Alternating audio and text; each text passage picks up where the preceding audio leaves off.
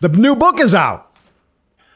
Yeah, it hit Amazon. Did it hit it like a brick? Hit like a brick. Like a brick of brisket beef? It does, and it actually has a recipe in there. So we do have a brisket recipe. Does it have a Joe's name, a BarbeQue Joe name-ified name? No, it actually is called GQ's Family Jewel Alien Brisket. So yes, it does. That was a silly question. Of course it does. For example, Yabba Dabba Doo Tri-Tip. Ooh. That's number 15. Mm-hmm. Wilma Wild's Talking Maple Mesquite Buffalo Tri-Tip. That's number 14. We have some really great names, and then we even have a few for the herbivore friends, as we've talked about in the past. Mm-hmm. I have a few recipes for them as well. Now, was that harder to come up with?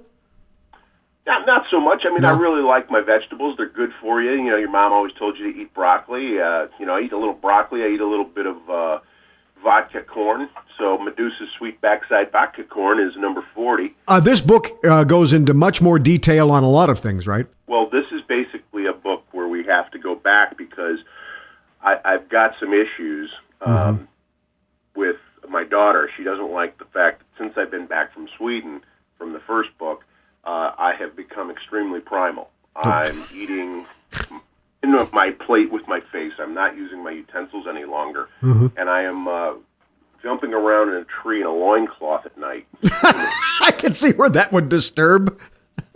So my 6-year-old daughter has pretty much told me, you either change or I'm going to live with Grandma. And I was really happy that I was able to get a couple of people to actually endorse the book. So in the beginning of the book, I have a foreword, and right after the foreword, I have 2 acknowledgments, one from Flanky Steak and the other from Dr. Ribeye. Drew Ribeye actually, he had me in his care when I was going through, my when I got out of the federal meat locker for doing my meat crimes. So. Was really good to me. The rehabilitation clinic was great. I was able to be there with a couple of really good friends. Flanky Steak was one of them. He had basically impersonated himself as a prime-age steak, and so he was put into basically a dry-aged cooler for 2 years.